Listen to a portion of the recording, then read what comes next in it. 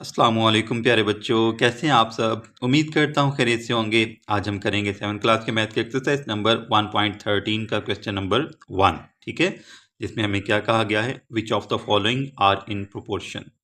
इनमें से कौन से नंबर्स ऐसे हैं जो कि, कौन सी अमाउंट्स ऐसी हैं जो कि प्रोपोर्शन में यानी कि तनासब में है। ठीक है, अब सबसे पहले हम देखेंगे कि तनासब क्या चीज़ है। ठीक है, उसके बाद हम इन क्वेश्चंस को सॉल्व करेंगे। ठीक है, तो इसका इंट्रोडक्शन लेते हैं थोड़ा सा प्रोपोर्शन का। यहाँ पे आपकी बुक के पेज नंबर 49 पे डेफिनेशन है इसकी प्रोपोर्शन की। A proportion is a mathematical comparison. एक तनासुब जो है, तनासुब एक रियाजियाती मुवाजना है। किसके दरमियान? बिटवीन टू रेशियोज, दो निस्बतों के दरमियान। ठीक है, यानी कि दो निस्बतों के दरमियान जो मुवाजना है उसको हम क्या कहते हैं? प्रोपोर्शन कहते हैं। ठीक है, तनासुब कहते हैं। इन अदर वर्ड्स, दूसरे अल्फाज में, the equality of two ratios, अगर हम दो निस्बतों को बराबर में लिख दें, ठीक है, बराबरी की शक्ल में। इक्वलिटी यानी कि दो रेशियोज के दरमियान अगर हम इक्वल का साइन डाल दें, ठीक है, टू रेशियोज ओरिजिनेट्स प्रोपोर्शन, तो वो किसको शुरू करता है? प्रोपोर्शन को शुरू करता है। ठीक है, तनासुब को शुरू करता है। इट इज़ डिनोटेड बाय, ये यहाँ पे हमारे पास 4 डॉट्स हैं। ठीक है, इस तरह से। तो ये 4 डॉट्स जो हैं ये किसको शो करते हैं? प्रोपोर्शन को। तो प्रोपोर्शन और ये जो इक्वलिटी साइन, ये दोनों एक दूसरे के क्या हैं? मुतरादिफ हैं, यानी कि एक जैसे हैं। ठीक है, प्रोपोर्शन हो गया और इक्वलिटी साइन। उसके बाद आपको थोड़ा सा और बता दूं कि प्रोपोर्शन में हमारे पास जो है वो 4 टर्म्स होती हैं। 4 terms, we have 4 terms in a proportion. ठीक है, इसमें ये जो फर्स्ट टर्म है और ये जो लास्ट टर्म है इसको हम एक्सट्रीम्स कहते हैं। क्या कहते हैं? एक्सट्रीम्स ऑफ प्रोपोर्शन, यानी कि आ और डी जो है ये दोनों मिलके कौन सी टर्म्स बनाती हैं? एक्सट्रीम्स बनाती हैं। ठीक है, और ये जो मिडल दोनों हैं यानी कि बी और सी जो हैं ये हमारे पास क्या है? मीन्स ऑफ प्रोपोर्शन, इनको हम मीन्स कहते हैं। ठीक है, एक्सट्रीम्स यानी कि बाहर वाली दो और मीन्स यानी कि अंदर वाली दो। ठीक है, अगर हम ए की बात करें, ये फर्स्ट एलिमेंट है, यहाँ टर्म है। बी की बात करें, सेकंड एलिमेंट या टर्म है प्रोपोर्शन की। सी की बात करें तो ये थर्ड एलिमेंट या टर्म ऑफ प्रोपोर्शन, और डी की बात करें तो ये फोर्थ एलिमेंट या टर्म ऑफ प्रोपोर्शन। ठीक है, तो ये थोड़ा सा इंट्रोडक्शन था प्रोपोर्शन का। आपने डेफिनेशन को भी जहन में रखना है। ठीक है, डेफिनेशन को आपने अच्छे तरीके से याद भी करना है और इन चीज़ों की भी ख्याल रखना है कि एक्सट्रीम्स कौन सी हैं और मीन्स कौन सी हैं। ठीक है, तो अपना काम शुरू करते हैं। हमारा क्वेश्चन नंबर 1 है, which of the following are in proportion. तो इसका फर्स्ट पार्ट है हमारे पास 7:2 प्रोपोर्शन 35:10। अब हमने ये हम कैसे बताएंगे कि ये प्रोपोर्शन में है? हमने इन दोनों साइड्स को क्या करना है? इक्वल करना है। ठीक है, यानी कि दोनों साइड्स पे हमारे पास जो अमाउंट्स हैं वो सेम आनी चाहिए। ठीक है, तो इस क्वेश्चन को सॉल्व करते हैं। इस क्वेश्चन का फर्स्ट पार्ट है हमारे पास, तो फर्स्ट पार्ट को सॉल्व करते हैं। सबसे पहले हमने देखना है कि यहाँ पे हमारे पास जो है वो एक्सट्रीम्स कौन सी हैं और मीन्स कौन सी हैं। ठीक है, चलें एक दफ़ा इसको लिख लेते हैं। 7:2 प्रोपोर्शन 35:10। ठीक है, ये आ गया हमारे पास, 4 टर्म्स आ गई। ठीक है, ये अगर आप चलें आपकी आसानी के लिए मैं इसको थोड़ा सा और इसको सिंप्लीफाई कर देता हूँ। ये हमारे पास ए है, A/B प्रोपोर्शन, ये आ जाएगा हमारे पास C/D। ठीक है, A, B, C और D। ठीक है, अब ये दोनों जो टर्म्स हैं हमारे पास, ये जो लास्ट वाली हैं इनको हमने क्या कहना है? ये हमारी हैं एक्सट्रीम्स। ठीक है, कौन सी हैं? एक्सट्रीम्स। उर्दू में हम इनको तरफैन कहते हैं। ठीक है, क्या कहते हैं? तरफैन। उसके बाद ये दोनों जो हैं ये हमारी क्या है? मीन्स हैं। ठीक है, इनके लिए मैं यहाँ पे जो है वो लिख देता हूँ, ये हमारी हैं मीन्स। ठीक हो गया, ये जो दोनों बाहर वाली हैं इनको हम एक्सट्रीम्स कहेंगे, और ये जो अंदर वाली हैं दोनों बी और सी, इनको हम मीन्स कहेंगे। ठीक है, उर्दू में हम इनको तरफैन कहते हैं और इनको हम वस्तैन कहते हैं। ठीक है, ये हमारी जो है वो एक प्रोपोर्शन बन गया। ठीक है, अब हमने ये जो है वेरीफाई करना है कि क्या ये सारी टर्म्स जो हैं आपस में प्रोपोर्शन में है, तनासुब में हैं। तो उसके लिए हम क्या करेंगे, हम यहाँ पे एक फार्मूला यूज़ करेंगे तरफैन। पहले हम लिख लेते हैं इसको। हमने अभी पढ़ा था कि ये जो प्रोपोर्शन है ये दो रेशोज़ के इक्वलिटी को शो करता है, ठीक है। यानी कि ये जो प्रोपोर्शन है इसको हम चेंज कर देंगे, चेंजिंग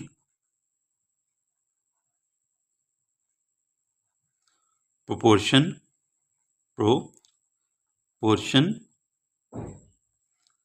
प्रोपोर्शन का साइन क्या था हमारे पास, ये 4 डॉट्स थे इस तरह से, ठीक है, इनटू इक्वलिटी, यानी कि इक्वलिटी में हम इसको कन्वर्ट कर देंगे, ठीक है। ये हमारे पास आ जाएगा इक्वलिटी। इक्वलिटी का साइन क्या था, इस तरह से, यानी कि बराबर की अलामत हम यहाँ पे लगा देंगे, ठीक है। ये हो गया। तो अब हम इसको लिखेंगे कुछ इस तरह से कि ये हमारे पास आ जाएगा। अब यहाँ पे हमने क्या करना है, प्रोपोर्शन की जगह पे हम लिखेंगे यहाँ पे इक्वलिटी साइन, ठीक है। और इक्वलिटी साइन जब हमने लिखना है तो हम क्या करेंगे, ये हमारे पास आ जाएगा 7/2, 7/2। अब ये जो रेशो है, रेशो किसके इक्वल है, ये आपने ये भी याद रखना है कि रेशो जो है इसको हम इस तरह से भी डिवाइड लिख सकते हैं, इस तरह से भी डिवाइड हो सकते हैं, ठीक है। ये तीनों चीज़ें सेम है, ये तीनों चीज़ें क्या हैं, सेम है। इन तीनों को हम आपस में रिप्लेस कर सकते हैं।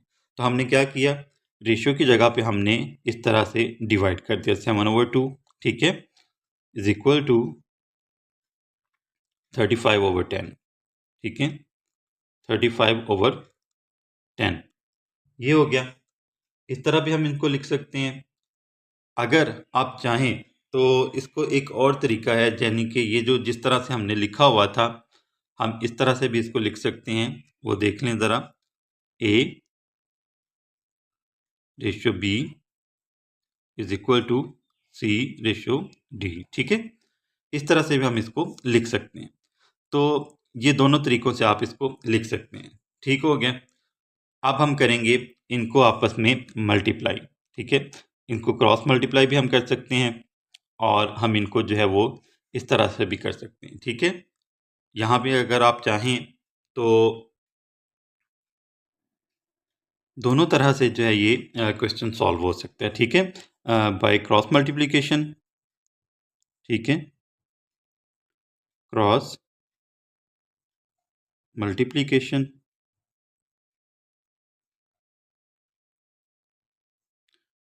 और by product of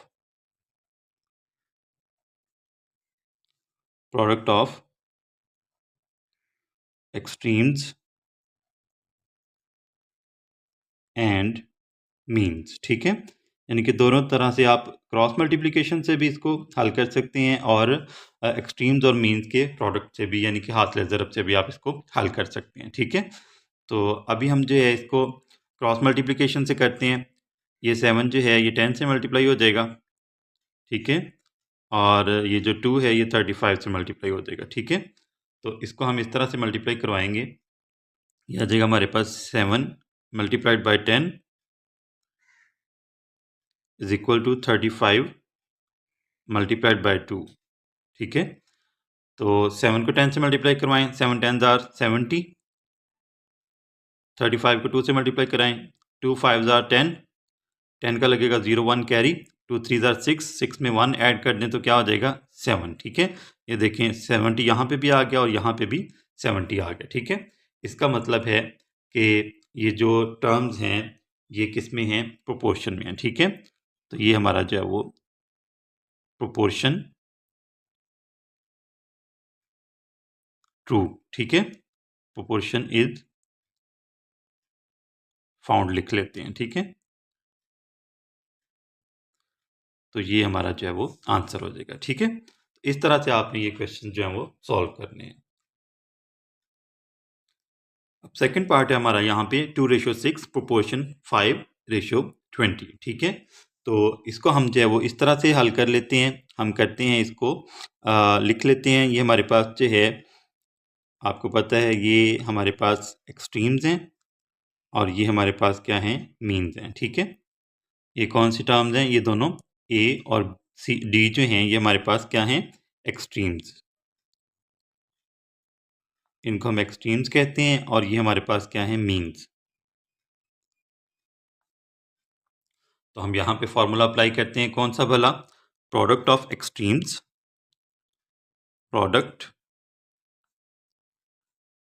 of extremes is equal to product of means.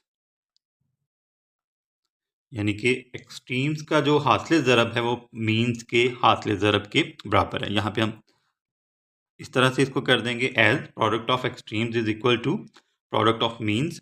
तो एक्सट्रीम्स हमारे पास कौन कौन सी हैं, 2 and 20। ठीक है, इनको हम आपस में मल्टीप्लाई करवा देंगे। 2 multiplied by 20 is equal to, equal है ना, ठीक है, प्रोडक्ट ऑफ मीन्स, मीन्स के हैं आपके पास 6 and 5। ठीक है, 6 मल्टीप्लाइड बाय 5। तो यहाँ पे देखें, 2 zeros are 0, 2 twos are 4 और 6 fives are 30। बहुत सिंपल है। ठीक है, 6 को हमने 5 से मल्टीप्लाई करवा दिया तो क्या आया, 30 आया। अब ये देखें 40 जो है वो 30 के इक्वल नहीं है। ठीक है, एज हम यहाँ पे लिख लेते हैं, as 40 is not equal to 30, so above terms या रेशियोज भी हम कह सकते हैं, टर्म्स भी कह सकते हैं, terms are not in proportion. ठीक है, इस तरह से आप इसको सॉल्व करेंगे।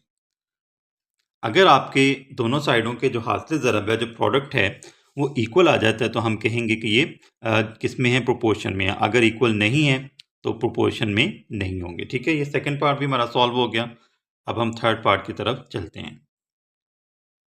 जी, तो थर्ड पार्ट है हमारे पास 16:12, प्रोपोर्शन 4:3। ठीक है, तो इसमें हमने क्या करना है, ये हमारे पास 16 और 3 जो हैं ये क्या हैं, एक्सट्रीम्स हैं, और 12 और 4 जो हैं ये हमारे पास मीन्स हैं। ठीक है, तो हम यहाँ पे फॉर्मूला यूज़ करेंगे, product of extremes, product product हम किसे कहते हैं, हासिल ज़रब को, यानी कि ज़रब देने को। ठीक है, प्रोडक्ट ऑफ एक्सट्रीम्स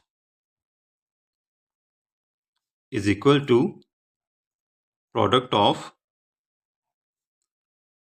मीन्स। ठीक है, अब हमने क्या करना है, 16 को और 3 को हम आपस में मल्टीप्लाई करवाएंगे। ठीक है, 16 multiplied by 3 is equal to 12 multiplied by 4। ठीक है, 12 मल्टीप्लाइड बाय 4। तो अब यहाँ पे देखें, 16 को हम 3 से मल्टीप्लाई करवाते हैं, 3 6 आर 18। ठीक है, 3 को 6 से मल्टीप्लाई करवाया, 18 आ गया। 18 का हम लगाएंगे यहाँ पे 8 और 1 कैरी, 3 1 आर 3, इसमें 1 ऐड कर दें तो ये हमारे पास आ जाएगा 4, 48 आ गया इस साइड पे। ठीक है, 4 2 आर 8 और 1 आर 4। ठीक है, अब ये देखें यहाँ पे भी 48 है, यहाँ पे भी 48 है।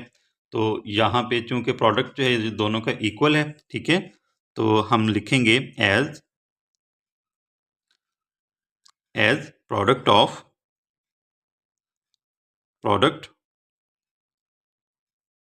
Of extremes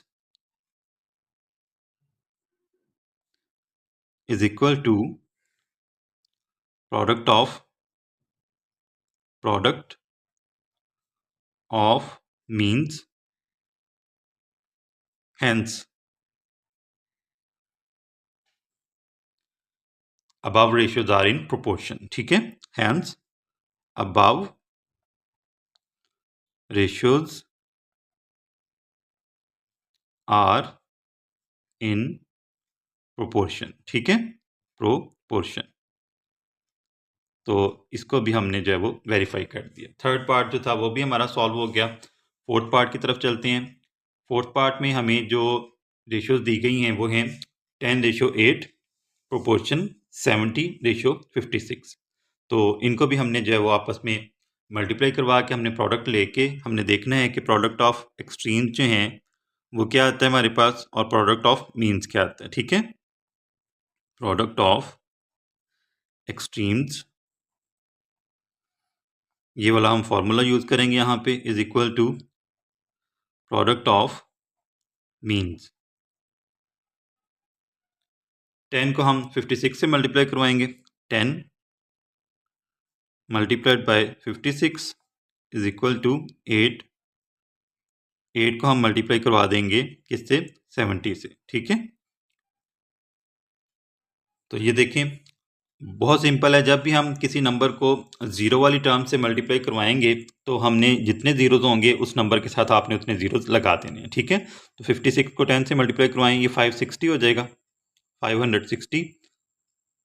8 zero jar 0, 8 7 jar 56। ठीक है, 8 7 जार 56, तो ये हमारे पास जो है वो 560 आ जाएगा। ठीक है, तो ये देखें ये दोनों चूंकि एक दूसरे के इक्वल हैं, बराबर हैं, तो हम यहाँ पे कहेंगे as left hand side is equal to right hand side, क्योंकि दोनों साइड आपस में क्या है, इक्वल है। ठीक है, hence proportion, hence the above ratios ऊपर दी गई निस्बतें जो हैं आर इन प्रोपोर्शन। ठीक है, ये हमारा जो है वो फोर्थ पार्ट भी सॉल्व हो गया। अब हम नेक्स्ट पार्ट सॉल्व करते हैं इसका। फिफ्थ पार्ट है हमारे पास 15:50, प्रोपोर्शन 9:30। तो इसमें भी हम सेम फॉर्मूला यूज करेंगे। कौन सा, product of extremes is equal to product of means. ठीक है, यही फार्मूला यानी कि तरफेन का हासिल ज़रब जो है वो बराबर होता है किसके, वस्तैन के हासिल ज़रब के। तो यहाँ पे हमारे पास 15 और 30 जो हैं ये क्या हैं, एक्सट्रीम्स हैं। तो 15 और 30 को हम आपस में मल्टीप्लाई करवाएंगे, 15 मल्टीप्लाइड बाय 30, और 50 और 9 को हम आपस में मल्टीप्लाई करवाएंगे। ठीक है, 50 और 9 को, 50 मल्टीप्लाइड बाय 9। ठीक हो गया, 15 को और 30 को हम आपस में मल्टीप्लाई करवाते हैं, 30 मल्टीप्लाइड बाय 15, 15 0 ज़ार 0। ठीक है, 15 3 ज़ार 45, तो ये हमारे पास 450 आ गया। ये आ गया इस साइड पे हमारे पास 450। अब इसको देखें, 9 0 ज़ार 0, 9 5 ज़ार 45। ठीक है, तो ये देखें ये दोनों साइडें जो हैं ये इक्वल आ गई हैं एक दूसरे के। 450 जो है ये 450 के इक्वल है, as left hand side is equal to right hand side. दोनों साइडें चूंकि बराबर हैं तो इसलिए हम कहेंगे the ratios are, the ratios are in proportion. ठीक है, आर इन प्रोपोर्शन। ये हमारा जो फिफ्थ पार्ट था वो भी सॉल्व हो गया। लास्ट पार्ट है इस क्वेश्चन का, क्वेश्चन नंबर 1 का सिक्स्थ पार्ट है हमारे पास। यहाँ पे हमें जो टर्म दी गई हैं, जो रेशियोज हैं हमारे पास, एक साइड पे हमारे पास रेशियो है 20:4 और एक साइड पे है 3:40। ठीक है, तो इसमें भी हम जो है वो जब हम इसको सॉल्व करेंगे, सोल्यूशन लेंगे इसका,